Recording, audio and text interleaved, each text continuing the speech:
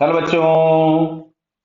यहां दिया हुआ है कि a diving board 3 meter long supported at point 1 meter from the end and a diver of weight 500 Newton stands at the end. The diving board is uniform cross section and weight is 280 Newton. Find the force at the end that is held down. Clear है? तो देखो यहां से सबसे पहले मैं इसका free body diagram बना दूं। तो बेटा यहां कहीं पे एक लग रहा होगा 500 न्यूटन इसका mg, और जो बोर्ड का mg है वो इसके सेंटर से एक्ट हो रहा होगा, जो कि हम लोगों को दिया गया है 280 न्यूटन।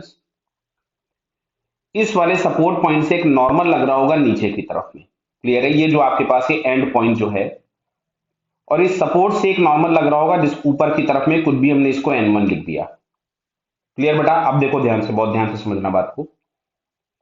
हम लोग क्या कर रहे हैं इस क्वेश्चन में, इसी सपोर्ट के अबाउट टॉर्क निकाल ले रहे हैं, क्योंकि हम लोगों को ये वाला n निकालना था। तो अगर हम देखें तो इस सपोर्ट के अक्रॉस अगर हम टॉर्क निकालेंगे तो 500 का भी टॉर्क इधर है, 280 का भी टॉर्क इधर है, और n का टॉर्क इधर है। और अगर ये बैलेंस्ड है तो सारे टॉर्क आपस में बैलेंस्ड हो जाएंगे। तो n के लिए जो परपेंडिकुलर डिस्टेंस है वो 1 हो गया। अच्छा, जो 280 लग रहा है इसके लिए परपेंडिकुलर डिस्टेंस हो गया 0.5। क्यों?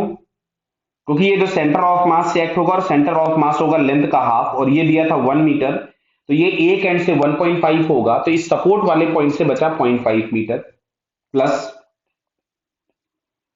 500 इंटू सपोर्ट वाले पॉइंट से इसकी परपेंडिकुलर डिस्टेंस जो है दैट इज 2 मीटर। बेटा दिख रहा है आपको ये? तो यहां से हमारे पास आता है n इज इक्वल्स टू बराबर है 280 इंटू हाफ, ऑलमोस्ट ये इसको हम लोग लिख सकते थे 140, प्लस ये हम लोगों के पास आ गया 1000। तो फाइनली हम लोगों के पास ये मिल रहा है 1140 न्यूटन। तो जो सपोर्ट पॉइंट है वहां से मिलने वाला जो नॉर्मल रिएक्शन होगा उसकी वैल्यू हम लोगों के पास हो गई 1140 न्यूटन, जो कि हम लोगों को यहाँ फोर्थ ऑप्शन में दी गई है। So it's fourth answer is correct. Clear बेटा? Okay, all the best.